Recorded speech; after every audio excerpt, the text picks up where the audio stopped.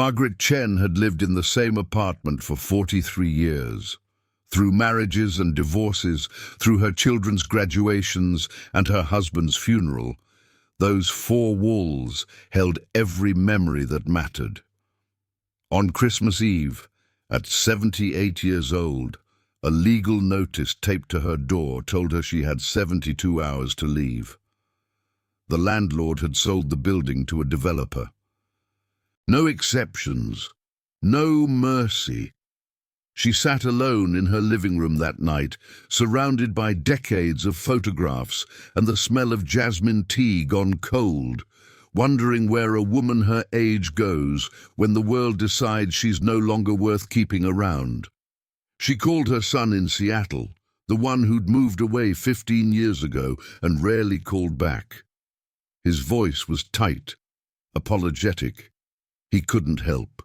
Not right now, maybe after the new year. But Margaret had a secret. 30 years ago, when her husband was dying of cancer, a young man on a motorcycle had stopped to help their car after it broke down on the highway. He'd spent 2 hours fixing the engine, refusing payment, asking only that Margaret promise to help someone else when she could. She'd kept that promise quietly. For decades, delivering meals to homeless shelters, sitting with sick neighbors, lending money to struggling families. The biker's name was Jack. She never saw him again. What Margaret didn't know was that Jack had died 5 years earlier, and on Christmas Eve 2024, his son, now president of the Iron Angels MC, received a phone call from a hospital nurse named Priya, who'd been cared for by Margaret after a brutal accident left her unable to work. Priya told him about the old woman facing eviction, about the debt she could never repay. By dawn on Christmas morning, 88 bikers were rolling toward Margaret's apartment building. Not for violence, not for intimidation. They came with bank transfers, with a new lease, signed by the motorcycle club's legal team, and with the kind of quiet dignity that comes from honoring an old debt. They came because a promise made 3 decades ago had never been forgotten, and because some families are chosen, not born. The envelope was cream-colored, expensive paper stock. Margaret noticed this detail first, the quality of the thing that would destroy her. Everything official that mattered always came wrapped in expensive paper, as if the cost of the envelope somehow justified the cruelty of its contents. She stood in her kitchen, reading the same paragraph 4 times, because her eyes kept skipping over the words, refusing to process their meaning.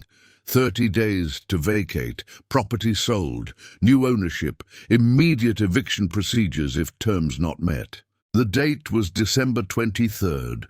Christmas was tomorrow. Her hands trembled as she set the letter down on the counter, the same counter where she'd rolled out dumpling wrappers for her children, where she'd mixed herbs into vinegar for her husband's final days, where she'd written grocery lists and birthday cards and thank-you notes for 43 years. This kitchen knew her. Every scratch on the tile, every water stain on the ceiling, every wobbly cabinet hinge was a friend. Outside, the December rain fell against the window with the persistence of something that refused to be ignored. Margaret pressed her palm against the cold glass and thought about the physics of displacement, how even a solid thing, anchored to one place for decades, could be forced to move if the pressure was applied correctly and from the right direction. She was alone in the apartment. Her daughter lived in Los Angeles, working in entertainment law, important work that kept her too busy to visit. Her son was in Seattle, something in tech, a field Margaret had never fully understood. Her grandchildren called on holidays, their voices bright and distracted, full of their own lives, their own futures. She loved them fiercely. She also knew, without rancor, that she was not their responsibility. Margaret made tea, Jasmine, her favorite, and sat in her small living room with its furniture from the 1980s and its walls covered in photographs. Her wedding day, she in a white dress that her mother had sewn, Marcus in his navy uniform, both of them impossibly young and certain. Their first apartment in San Francisco, cramped and joyful. Their children as babies, as teenagers, as adults, she no longer entirely recognized. There was a photograph from 30 years ago, 1994, that she kept in a frame on the bookshelf. It was blurry, taken by a stranger in a parking lot. It showed her and Marcus standing beside their old Subaru, both of them laughing.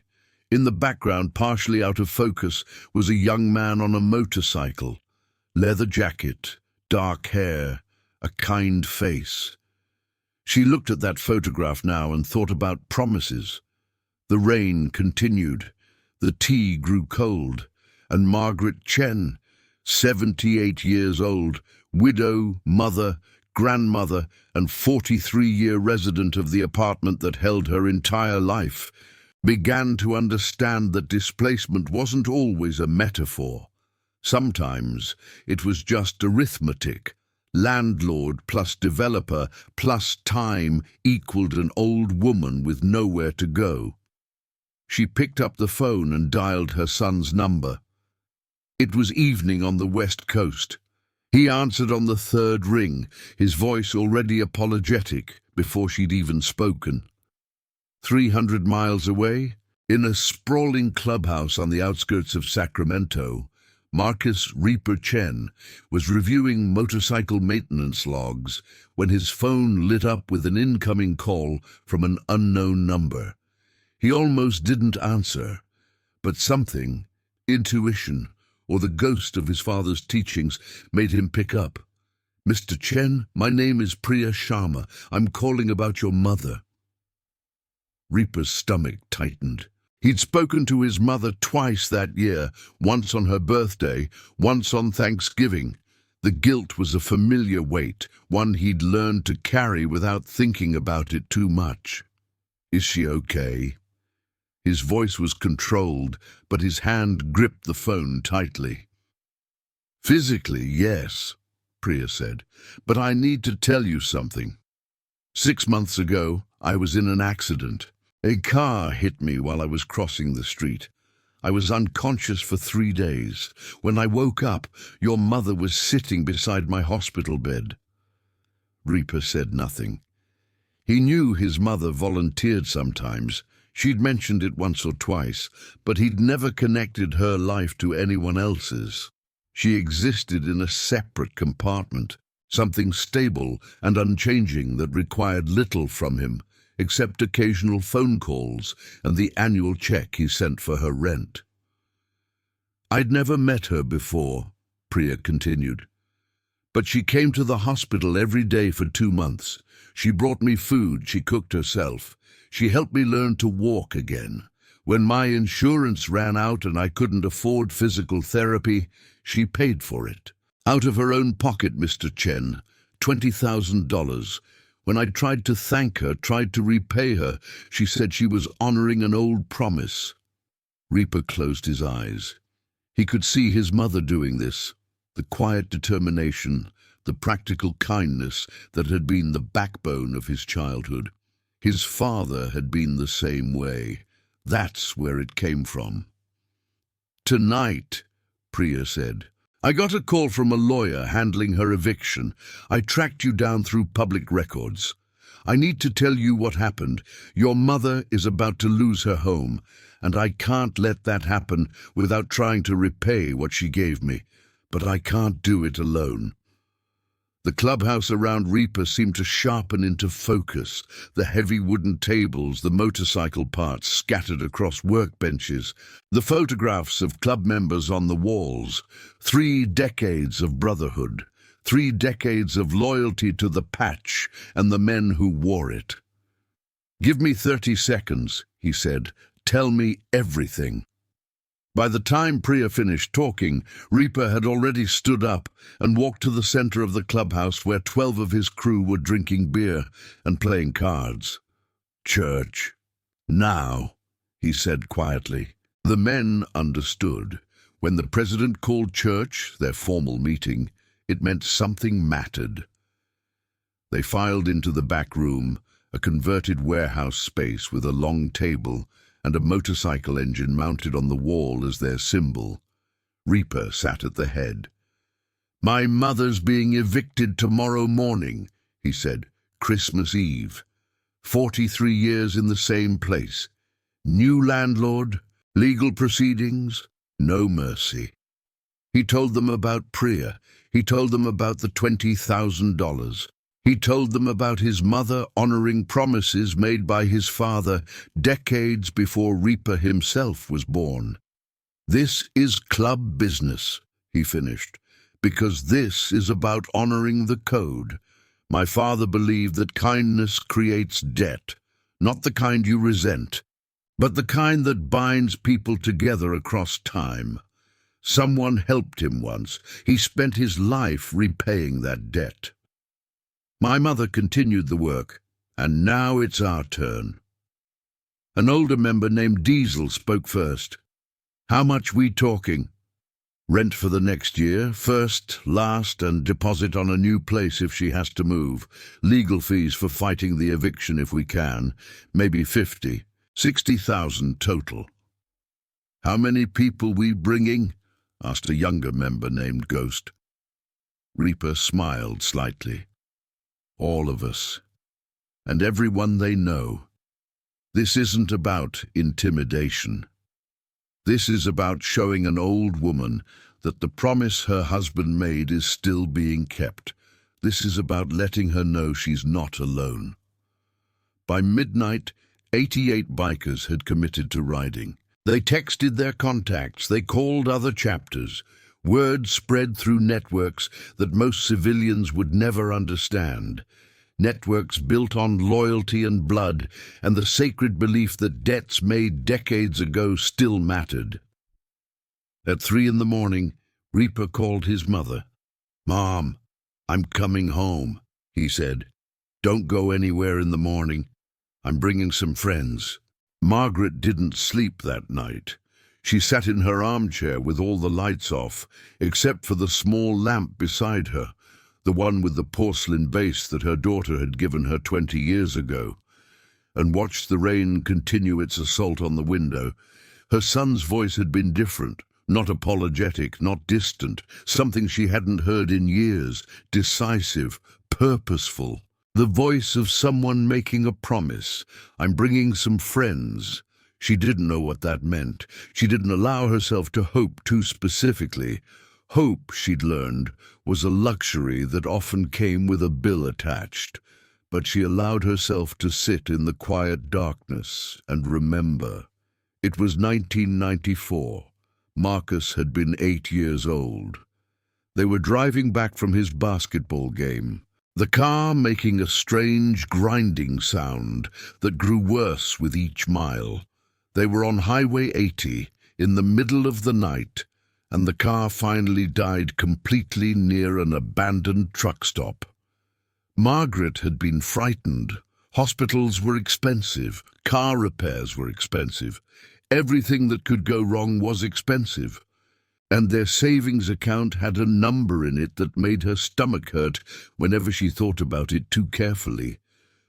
Marcus sat in the back seat, asleep against the window, unaware of his mother's fear. A motorcycle appeared out of the darkness like a dream.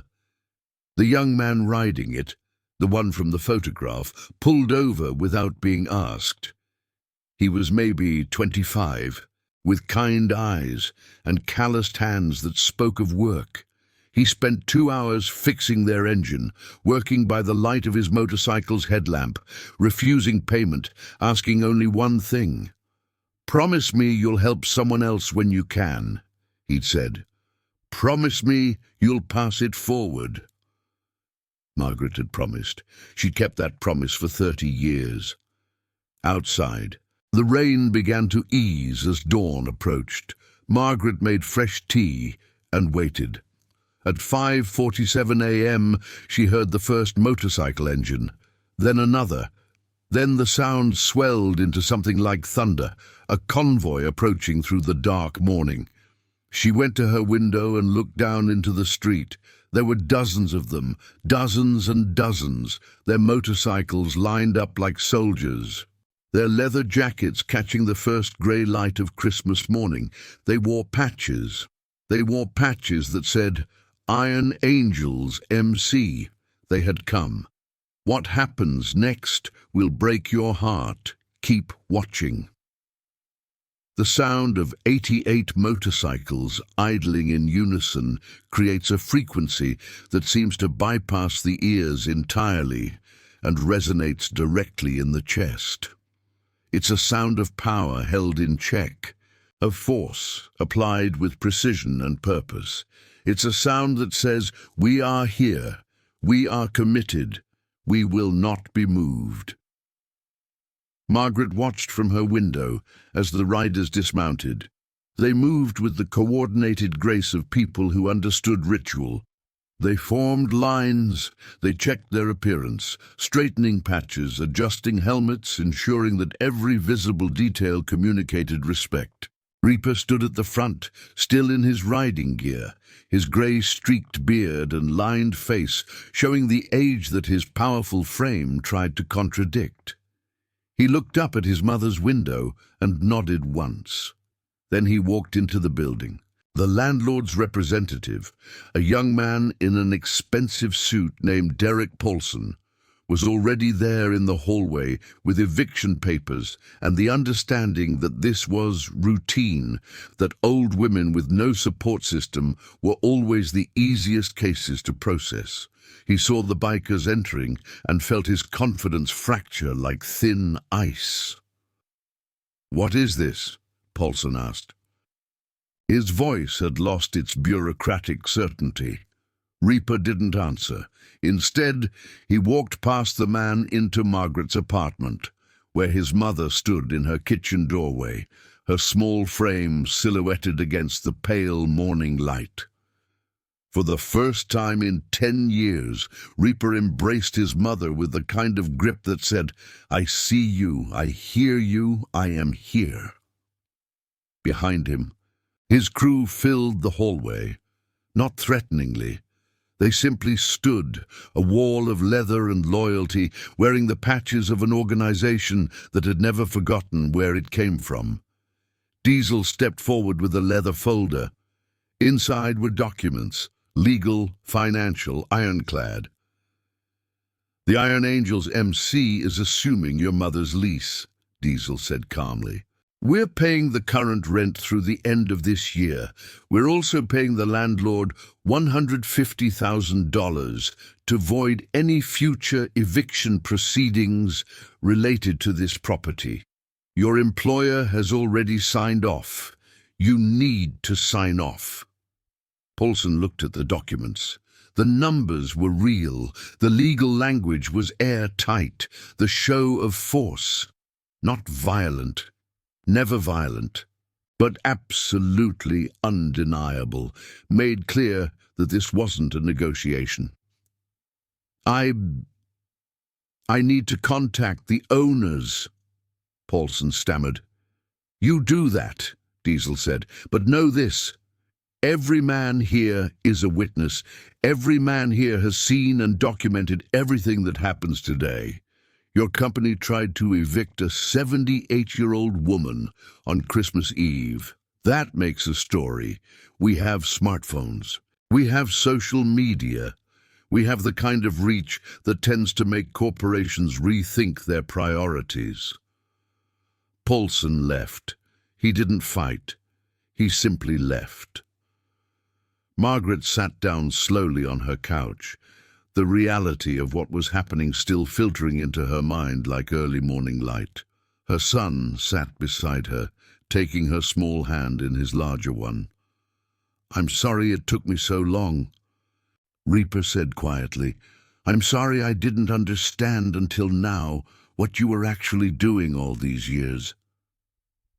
Your father would have done the same thing, Margaret whispered. I know, Reaper said. That's why I'm doing it.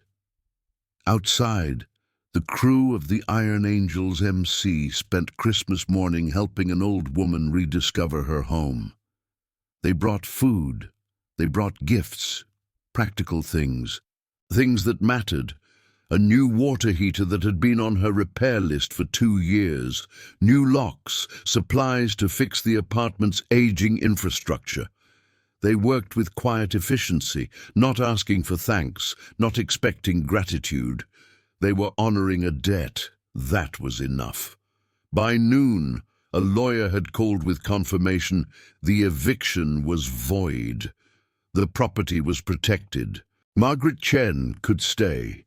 The days that followed Christmas were unlike anything Margaret had experienced in years. Visitors came, not just Reaper, but his entire crew, taking turns checking on her, bringing meals that the club's wives and partners had prepared, sitting with her and listening to stories about her husband, about her children, about the life she'd built brick by brick in these 4 walls. Priya came, bringing flowers and tears of gratitude that Margaret gently redirected. You don't owe me anything, Margaret said, but I'm grateful to know you survived. Your son told me about the motorcycle rider, Priya said, about 30 years ago, about your promise. It wasn't my promise to make alone, Margaret said. It was my husband's first. He taught me to understand that kindness is a currency that compounds across time, that if you help someone, you're not just changing their day, you're changing the trajectory of their entire future. And if you're lucky, you're changing the futures of the people they help afterward. Priya nodded, understanding. She was a nurse. She spent her days helping people survive injuries, navigate recovery, face the future. She understood exactly what Margaret meant. On New Year's Eve, the entire Iron Angels MC showed up at Margaret's apartment with champagne and decorations. They didn't transform the space. Margaret's home remained hers, unchanged in its essential character. But they decorated it with respect, with an understanding that this place held decades of memory, and they were simply offering to be part of its future. Reaper stood on the small balcony with his mother as midnight approached. Below, the city of Sacramento spread out like a grid of lights. Somewhere in those lights, other people were making promises, breaking promises, honoring promises, forgetting promises. The machinery of human connection ground on, indifferent to the individual stories it contained. I want to do more, Reaper said quietly. Not just for you, for people like Priya, for people in the system who fall through cracks. I've been thinking about starting a foundation, Iron Angels, but official, legal, structured to help people who have nowhere else to turn. Margaret squeezed her son's hand. Your father would be proud. I inherited the idea from him, Reaper said. He taught me that the patch, the motorcycle club, the brotherhood, it's not just about riding together. It's about honoring the idea that no one should face their hardest moments alone. The clock struck midnight.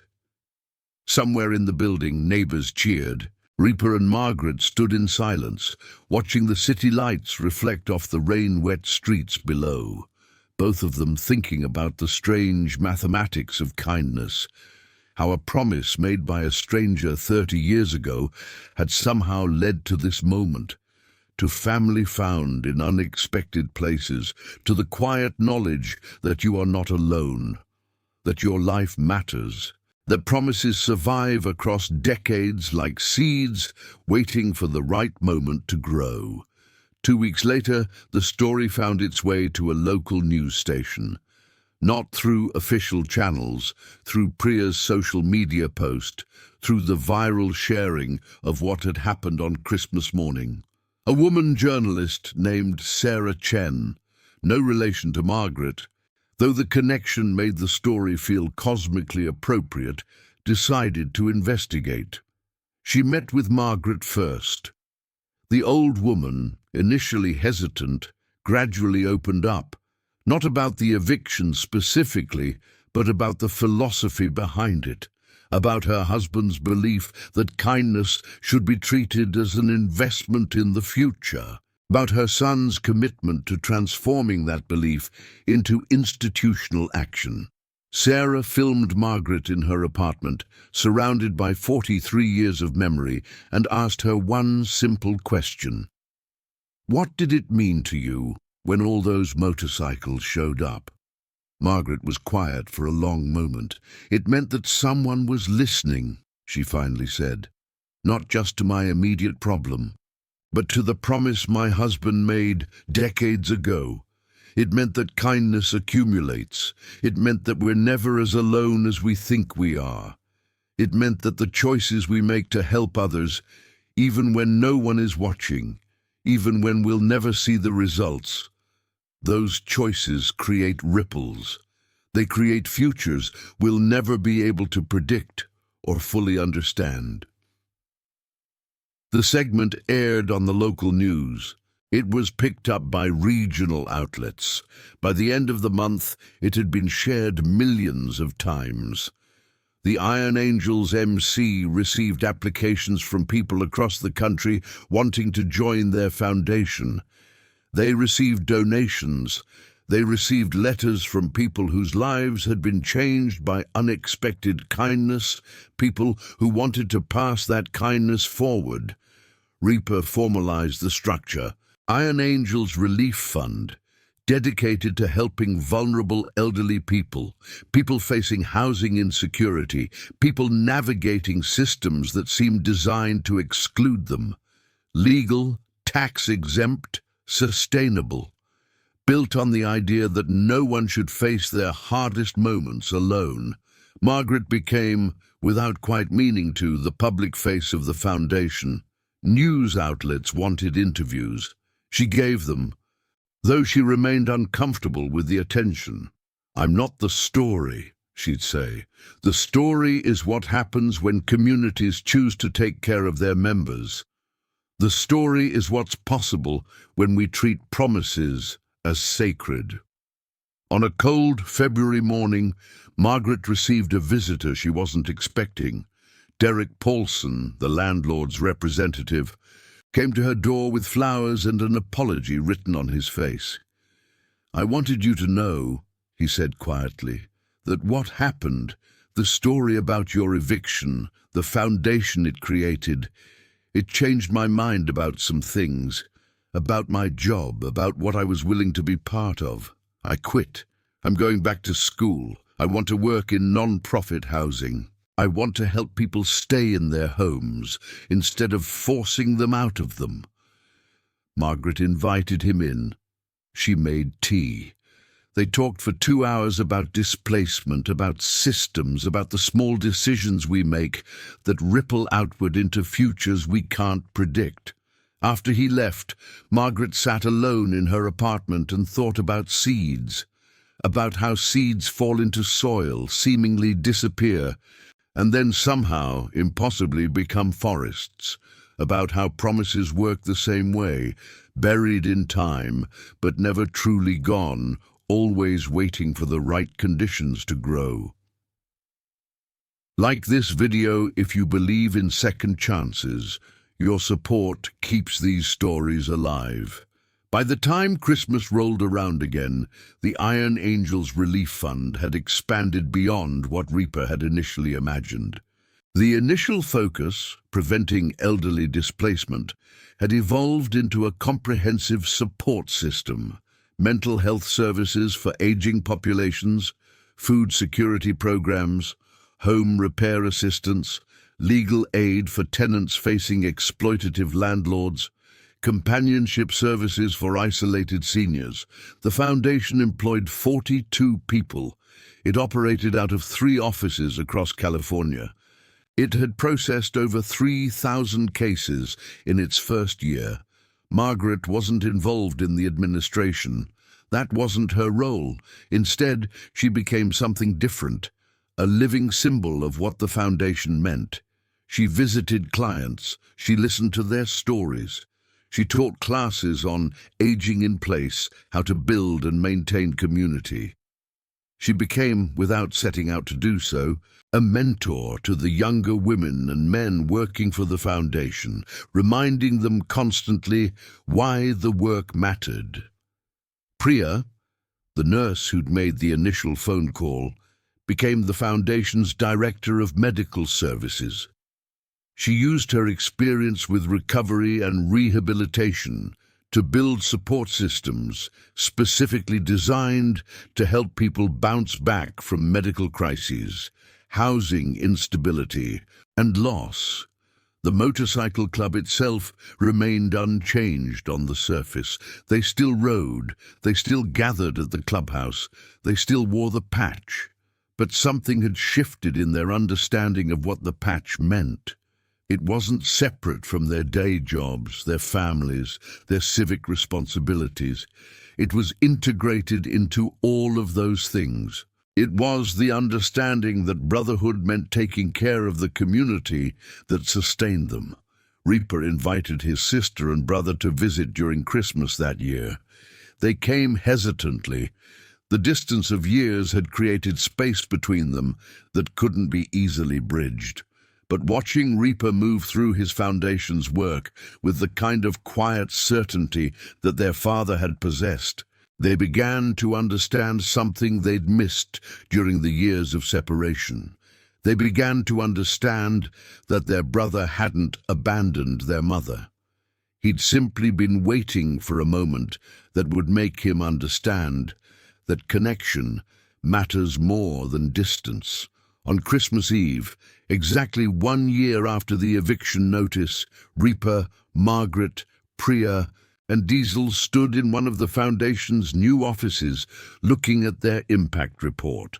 3,000 cases processed, 1,500 elderly people secured in their homes, 200 emergency interventions that had prevented homelessness, 42 jobs created, 600 volunteers trained. But the number that mattered most, Reaper thought, wasn't actually quantifiable. It was the number of people who now understood that someone, somewhere, was paying attention to their situation, that they weren't invisible, that their lives mattered enough to warrant intervention.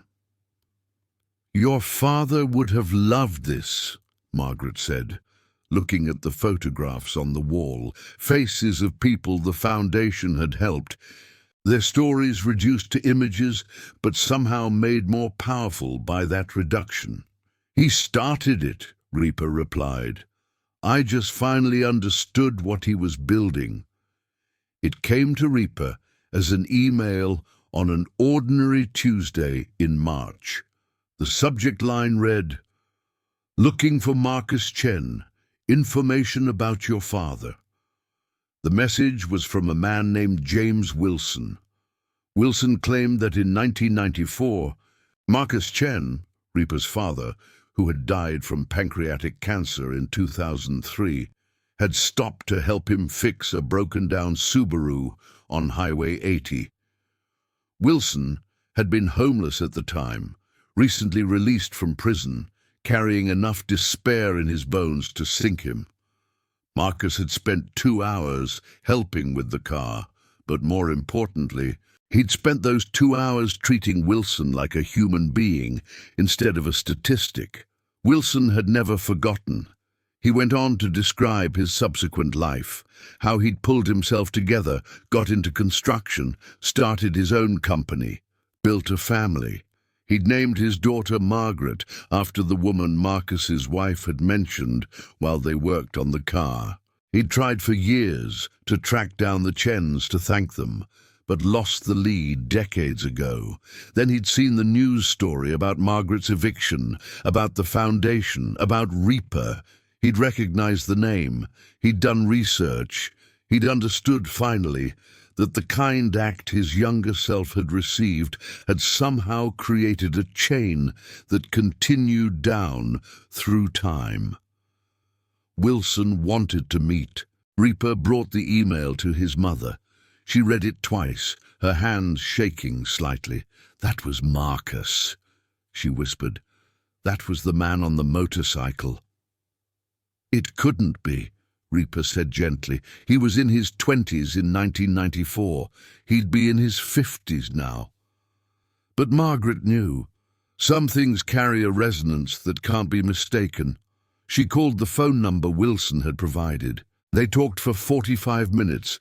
They talked about 1994 and broken-down cars and promises made to strangers. They talked about the years in between. Wilson told Margaret about his daughter, Margaret Wilson, now 28 years old, working as a social worker, helping vulnerable populations navigate housing and healthcare systems. Margaret told Wilson about her son, about the foundation bearing her husband's spirit, even though her husband had never lived to see it. "This is what Marcus believed," Margaret said quietly.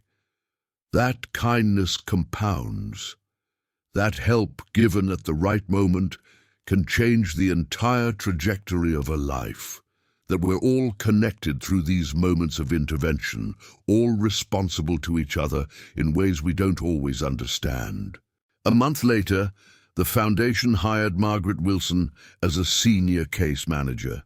She came to work knowing the full story of how the foundation had been built on promises made by her own father's benefactor.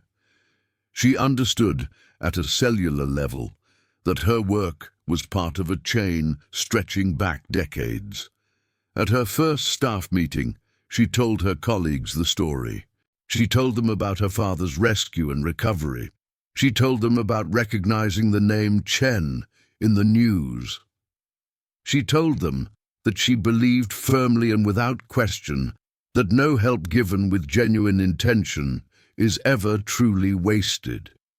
That it always finds its way into the future somehow, transformed into something new but recognizable as having descended from the original act. Reaper listened to her speak and thought about his father, a man he'd only known in childhood, a man whose essential belief about human connection had survived his death, transformed into an organization, into lives changed, into futures altered. His father hadn't lived to see any of this, but somehow his father was present in every aspect of it. That was what legacy meant. That was what promises meant. They survived the people who made them. They became architecture. They became futures. 5 years later, the Iron Angels Relief Fund had expanded to 6 states. The model, community-based, volunteer-powered, focused on prevention rather than crisis management, had been replicated by motorcycle clubs in Portland, Seattle, Denver, Phoenix, and Las Vegas. Other organizations had borrowed the framework. Universities had written case studies about it. Margaret Chen, now 83 years old, had stepped back from day-to-day operations but remained the foundation's spiritual anchor. People who worked at the foundation would sometimes ask her to sit down with them when they were struggling with the weight of the work, when they were questioning whether individual acts of kindness mattered in a world that seemed designed for cruelty. She always said the same thing: your work matters because you're doing it, not because of the outcome, not because of the statistics, but because you're choosing in each moment to treat another human being as someone worth helping. That choice creates a different kind of world than the alternative. I promise you that. On a spring morning, as cherry blossoms fell like pink snow over Sacramento, a young woman appeared at the Foundation's office looking for Reaper. She introduced herself as Sarah, the journalist who'd covered Margaret's eviction story 5 years earlier. "I wanted you to know," Sarah said, that story changed my career. I started investigating housing insecurity full-time after that. I've since covered homelessness in 12 cities, won 3 major journalism awards, and started a non-profit that specifically works on housing legislation at the state level. None of that happens if I don't get assigned that local story about your mother." Reaper smiled. This was the kind of information he received regularly now. Messages from people explaining how the ripple effects of the Foundation or Margaret's story, or the simple idea that people matter, had changed their lives. He'd gotten used to it, though it never failed to move him. He brought Sarah in to meet his mother. They talked for an hour. Sarah told Margaret about the legislation she was pushing. Bills designed to protect tenants, to create housing stability, to prevent predatory landlord practices. She told Margaret that the Foundation's work had given her the evidence she needed to convince legislators that these issues mattered. "Your story," Sarah said, "became the anchor point for a conversation that's now happening in state government. That's because you were willing to be vulnerable publicly. That's because your son was willing to stand up and say that his mother mattered." After Sarah left, Margaret sat quietly for a long time. "I think about the man on the motorcycle sometimes," she finally said to Reaper. "I think about how I never got to thank him properly. I think about how I spent decades trying to honor a promise he made, but he never knew about any of it. He never knew that his kindness created a foundation that helps thousands of people. He never knew that it changed his daughter's name to Margaret, and that his daughter became a social worker. He never knew any of it. He wouldn't have needed to know," Reaper said gently. "That was the whole point of what he believed, that kindness doesn't require a return.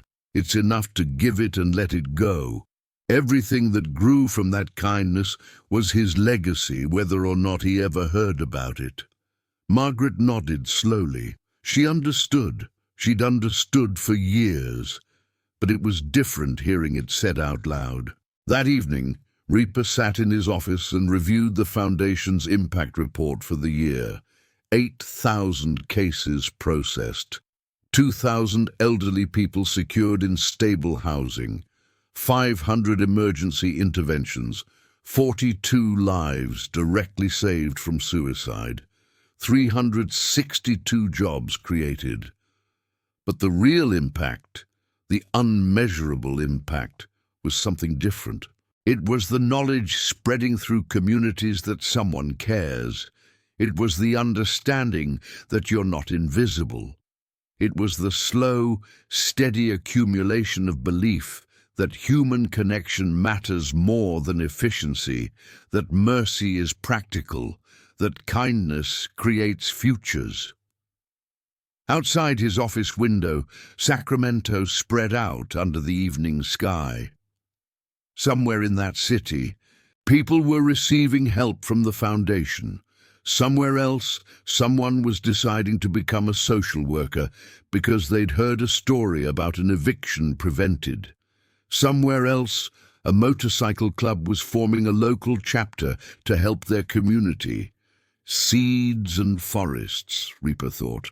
His father had understood it. His mother had understood it. Now the understanding was spreading. Not organized, not predictable, but real nonetheless. He thought about the old motorcycle rider from 1994. James Wilson had become a friend.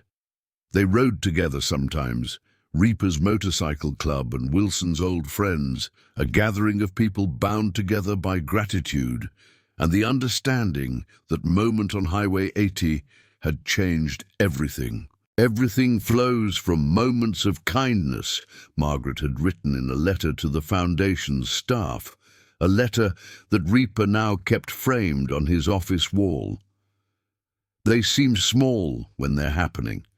A 2-hour repair job, a meal delivered, a question asked with genuine interest, an elderly woman who decides to help someone else because a stranger once helped her. These moments seem small, but they carry futures inside them. They carry the potential for transformation. For those of you doing this work, you're not just helping individuals, you're creating the infrastructure of a kinder world. That matters. I promise you that it matters. Reaper read those words every day. He thought about his father, dead now for 22 years, but more present in his life than he'd ever been during childhood. He thought about his mother, aging but still present, still teaching, still honoring promises made across decades. He thought about the network of people, thousands now, hundreds of thousands eventually, all carrying forward the understanding that connection matters. He picked up his phone and called his mother. "Thank you," he said simply. "For what?" Margaret asked. "For honoring the promise," Reaper replied. "For passing it forward. For showing me what it means to be part of something larger than yourself." Margaret was quiet for a moment. "You're honoring it now," she finally said. "And someday, someone will come to you, someone you've helped or someone who's helped you, and they'll do the same thing. That's how promises work. That's how kindness survives. It doesn't end with us. It keeps moving forward." Reaper hung up the phone and stood at his window, watching the lights of the city come on one by one as darkness fell. Each light represented someone. Each person represented a story. Each story represented a connection to others, to their past, to their future. Somewhere in those lights, someone was about to receive help they desperately needed. Somewhere, a kindness was about to save a life. Somewhere, a promise made decades ago was about to reshape a future. The Iron Angels Relief Foundation wasn't built on violence or intimidation. It was built on the revolutionary idea that communities care for their members.